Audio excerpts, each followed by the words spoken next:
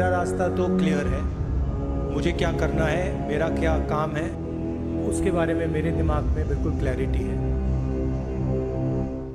Supreme court द्वारा राहुल गांधी के मानहानि मामले में सजा पर रोक उनकी जिंदगी में कई बदलाव लेकर आने वाला साबित हो सकता है।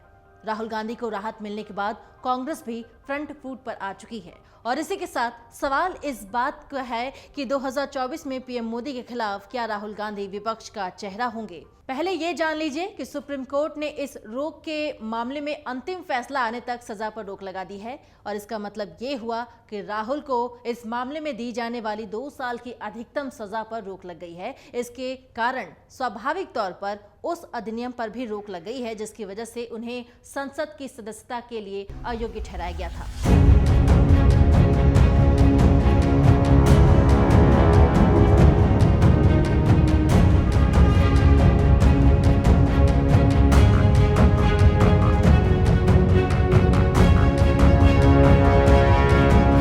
तो क्या संसद में राहुल गांधी पीएम मोदी को ऐसे ही ललकारेंगे?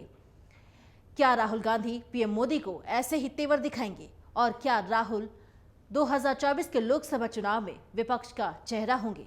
ऐसी तमाम संभावनाएं और उम्मीदें लगाई जा रही हैं सुप्रीम कोर्ट के इस फैसले के बाद। महज 4 महीने और 14 दिन राहुल गांधी के चुनाव लड़ने के लिए अयोग्य ठहराने का ठप्पा हटने में इतना ही वक्त लगा और सर्वोच्च न्यायालय ने 2019 में उनके खिलाफ दर्ज आपराधिक मामले में दोष सिद्धि पर रोक लगा दी है और इससे ऐसी उम्मीद है कि कई सारी चीजें जो कि राहुल गांधी से छीन ली गई थी वो हो सकता है कि उन्हें मिल जाए। आइए आपको एक एक करके बताते हैं इस फैसले के बाद राहुल गांधी के लिए क्या क्या बदल जाएगा। पहला, संसद की सदस्यता बहाल होगी। राहुल गांधी केरल की वायनाड सीट से सांसद हैं, लेकिन मोदी सरनेम मामले में राहुल गांधी को गुजरात की सूरत कोर्ट ने बीती 23 मार्च को दोषी करार देते हुए उन्हें 2 साल की सजा सुना दी थी। सजा के ऐलान के 24 घंटे के भीतर यानी 24 मार्च को राहुल गांधी को संसद से डिस्क्वालीफाई कर दिया गया था और अब जब सुप्रीम कोर्ट ने राहुल गांधी की सजा पर रोक लगा दी है तो ऐसे में उनकी संसद की सदस्यता बहाल होने का रास्ता भी साफ हो गया है। लेकिन सबसे बड़ा सवाल यही है कि राहुल गांधी की संसद की सदस्यता कब बहाल होगी। इस सवाल का जवाब हम आपको देते हैं कि सुप्रीम कोर्ट के आदेश की कॉपी अब लोकसभा सचिवालय भेजी जाएगी, जिसके बाद स्पीकर इस पर फैसला लेंगे। क्योंकि आदेश सुप्रीम कोर्ट का है तो स्पीकर को जल्द फैसला लेना होगा। सूत्रों के मुताबिक लोकसभा सचिवालय इस मामले में कोई कार्रवाई तभी करेगा जब फैसले की कॉपी मिल जाएगी। स्पीकर चुनाव आयोग को भी इस मामले में अवगत कराएंगे और संभावना जताई जा रही है कि सोमवार या फिर मंगलवार तक राहुल गांधी की सदस्यता को बहाल कर दिया जाएगा, ऐसे कयास लगाए जा रहे हैं। दूसरा पॉइंट यह है कि मौजूदा सत्र में राहुल गांधी वापस लौट सकते हैं। सुप्रीम कोर्ट के इस फैसले के बाद ये कयास लगाया जा रहा है कि मॉनसून सत्र के दौरान ही राहुल गांधी की सदन में वापसी हो सकती है और साथ ही साथ अविश्वास प्रस्ताव के दौरान उनके संवाद का भी सभी को इंतजार है। हो सकता है कि अब वो 8 से 10 तारीख को मोदी सरकार के खिलाफ विपक्ष के लाए गए अविश्वास प्रस्ताव की बहस में शामिल हो सकते हैं। हालांकि कानून के जानकारों का कहना है कि सुप्रीम कोर्ट के ऑर्डर में ऐसा कुछ भी नहीं बोला गया है और उनकी लोकसभा सदस्यता का क्या होगा। पर जब सजा पर रोक लग जाती है तब वो व्यक्ति जिसे सजा सुनाई गई थी वो स्वतः ही दोबारा सदस्य बनने के लिए योग्य हो जाता है, लेकिन वो तब तक सदस्य नहीं बनता जब तक कि लोकसभा सचिवालय इसकी अधिसूचना नहीं निकालता कि अब जबकि आपकी सजा पर रोक लग गई है तो आप वापस सदस्य बनकर आ जाए, ऐसी अधिसूचना। कांग्रेस इसके लिए लोकसभा अध्यक्ष के पास भी पहुंची है, लेकिन इसकी कोई समय सीमा अभी निर्धारित नहीं है, लिहाजा ये तुरंत भी हो सकता है और इसमें कुछ समय भी लग सकता है। तीसरी ये पॉइंट है कि चुनाव लड़ने पर भी बैन खत्म हो सकता है।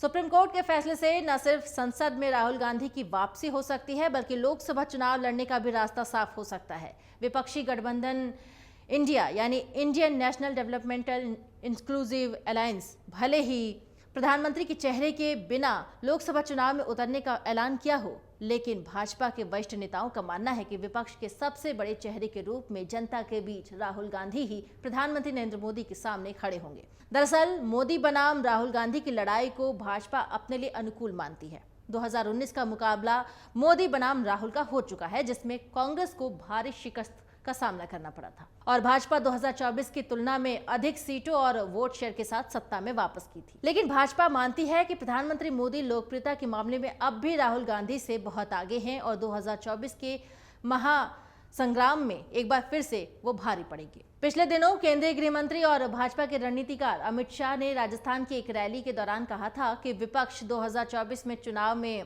राहुल गांधी को प्रधानमंत्री बनाना चाहता है।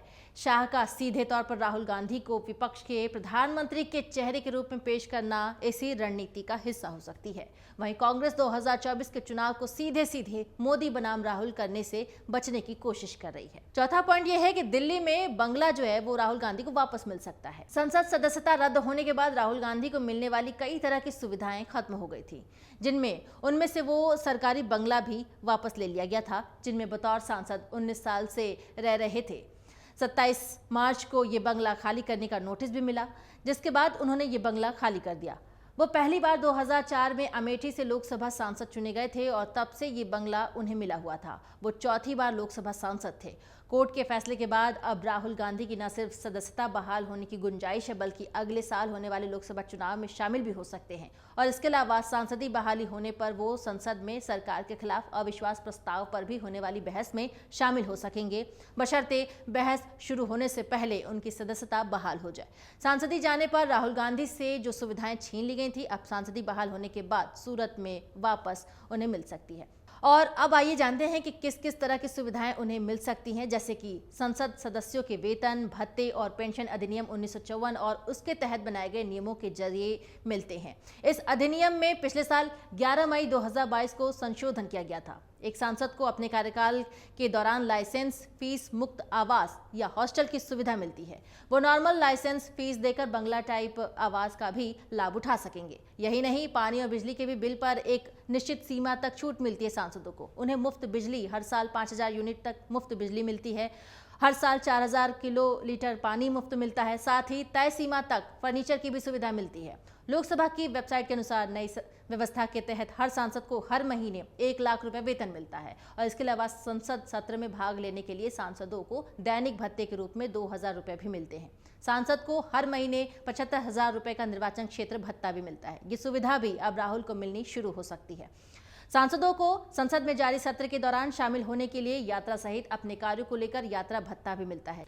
जैसे सांसदों को ट्रेन में एक एग्जीक्यूटिव क्लास या प्रथम श्रेणी एसी पास या फिर किसी भी एयरलाइन का 1/4 हवाई किराया या फिर सड़क मार्ग से प्रति किलोमीटर यात्रा के लिए 16 रुपए दिए जाते हैं। इसके अलावा हर सांसद को अपने रिश्तेदारों के साथ प्रति साल में 30 से ज्यादा एकल हवाई यात्रा की अनुमति मिलती है। सांसदों को उनके ऑफिस से जुड़े खर्च के रूप में हर महीने 60,000 रुपए भी मिलते हैं, जिसमें स्टेशनरी डाक व्यय के लिए 20,000 रुपए इसमें शामिल होते हैं। सचिवीय सहायकों के वेतन का भुगतान करने के लिए भत्ते का इस्तेमाल किया जा सकता है। सांसदी बहाल होने की सूरत में राहुल गांधी को ये समस्त सुविधाएं मिलनी लग जाएंगी। और साथ ही साथ 5वां पॉइंट ये है कि पीएम मोदी के खिलाफ 2024 में राहुल गांधी विपक्ष का प्रमुख चेहरा होंगे। कांग्रेस नेता राहुल गांधी को सुप्रीम कोर्ट से सबसे बड़ी संजीवनी मिल चुकी है और मोदी सरनेम मामले में कोर्ट ने ये साफ कर दिया है कि जब तक सुनवाई पूरी नहीं हो जाती, राहुल गांधी की सजा पर रोक रहेगी।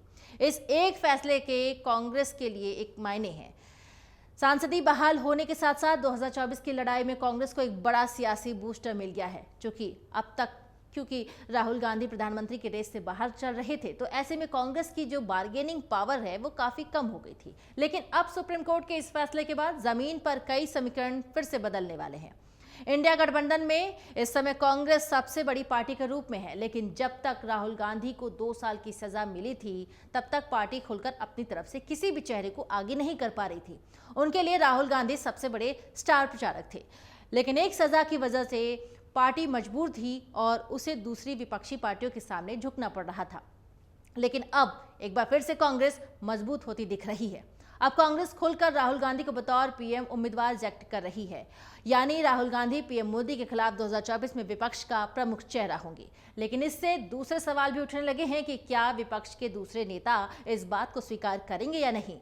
जब राहुल गांधी के खिलाफ सुप्रीम कोर्ट में पेश हुए एडवोकेट महेश जेठमलानी अपने तर्क कोर्ट में सामने रख रहे थे, तभी जस्टिस BR गवई की तरफ से वायनाड के लोगों को लेकर एक टिप्पणी की गई, जिसमें उन्होंने कहा कि क्या ये तथ्य सही नहीं है कि एक निर्वाचन क्षेत्र के लोग जो एक व्यक्ति को अपने प्रतिनिधि के तौर पर चुनते हैं, वो ऐसी स्थिति में बिना प्रतिनिधि के रह जाते हैं।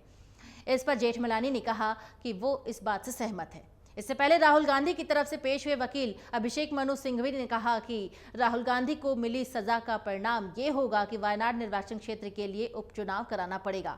उन्होंने कहा कि राहुल गांधी पहले ही लोकसभा के 2 सत्रों में हिस्सा लेने से वंचित हो चुके हैं, मगर अगर सुप्रीम कोर्ट इस पर फैसला नहीं देता तो पूरे कार्यकाल से वंचित रह जाते। अब सजा पर स्टे के बाद राहुल गांधी को संसद के सचिवालय को एक पत्र लिखना होगा और इसमें राहुल गांधी को सजा पर लगे स्टे के बारे में बताना होगा। साथ ही संसद सदस्यता बहाल करने का भी अनुरोध करना होगा। प्रतिवेदन प्राप्त होने के बाद संसद सचिवालय के अधिकारी दस्तावेजों की जांच परख करेंगे और इसके बाद सदस्यता बहाल करने का भी आदेश जारी कर दिया जाएगा।